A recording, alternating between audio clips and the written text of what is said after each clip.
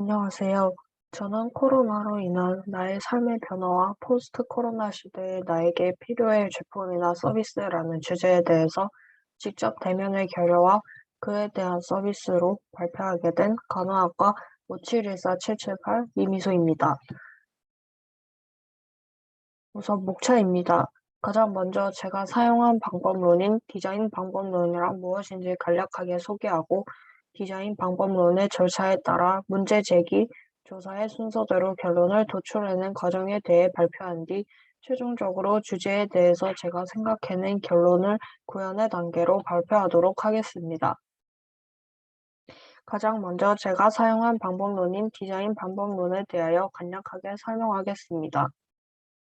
제가 방법론에 대해서 조사한 결과에 따라 가장 간략히 설명을 해드리자면 방법론이란 프로세스, 역할, 기법의 순서로 아이디어를 창출해내는 것입니다. 그리고 무수한 방법론들 중 제가 사용한 디자인 방법론이란 디자인 방법론이 아닌 다른 방법론과 비교하였을 때 프로세스, 역할, 기법에서 차이점을 보이는 방법입니다. 저는 이러한 디자인 방법론의 절차를 활용하여 주제에 대한 결론을 도출해 보려고 합니다. 디자인 방법론의 가장 첫 단계인 문제 제기 단계입니다. 주제에 맞추어 제가 생각해 본 것은 코로나19로 인한 제 삶의 변화에 대해서 생각해 보게 되었습니다. 우선 2020년 1월 코로나19 팬데믹 사태가 일어나기 전에는 저도 학교나 바깥에서 사람들과 직접적으로 만나 상호작용하는 일이 특별하지 않을 정도로 익숙했습니다. 하지만 그 사태가 일어난 뒤로는 코로나19 바이러스의 심각한 전염성을 고려하여 집합금지와 사회적 거리두기 등 직접적인 대면을 할 수 있는 기회는 거의 없어졌습니다. 저는 직접적인 대면이 대부분 금지되고 난 뒤 사람과 직접 상호작용을 할 수 있는 매개체는 스마트폰밖에 없었습니다.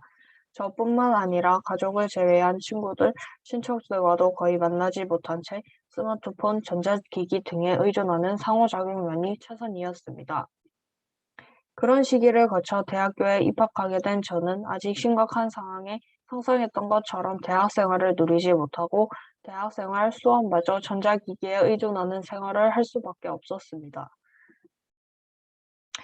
즉, 결론적으로 제 생활은 코로나19 바이러스로 인해 사람과 사람의 직접적 상호작용이 아닌 전자기기를 매개체로 하는 간접적 상호작용이 생활의 대부분을 차지하게 되었습니다.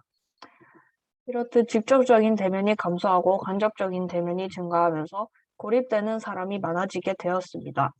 그로 인해 코로나로 인한 우울증을 지칭하는 말인 코로나 블루라는 용어가 생겨날 정도로 우울증 환자의 수는 대폭 증가하는 결과까지 나왔습니다. 그 수치를 조사해 본 결과 2020년 상반기, 즉 코로나 팬데믹 사태가 발생한 시기에는 2019년 한 해 수치와 비교하였을 때 상당히 심각한 수치를 보여주고 있습니다. 저 또한 코로나 블루 증상이 비교해 보았을 때 코로나 블루를 약하게나마 겪어보았다고 생각합니다. 이렇듯 직접적인 대면의 결여가 생각보다 알게 모르게 사람들에게 안 좋은 영향을 끼치고 있었다고 생각합니다.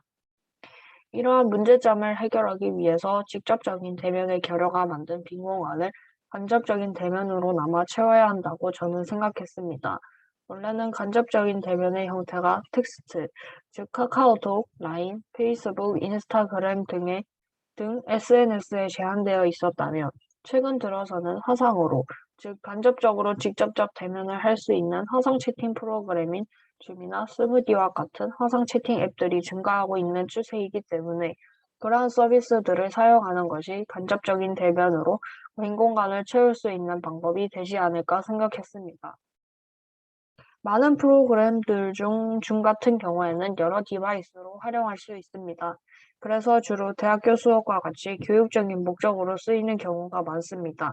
저도 대학교 수업을 줌을 통해 들었는데 직접적으로 수업을 듣는 것만큼은 아니겠지만 만나지 않고서도 상호작용을 할 수 있는 수업을 할 수 있었다는 것에 의미를 두었습니다. 교육적인 목적 이외에도 직장인들의 회의와 같이 사무적인 목적으로도 쓰일 수 있습니다.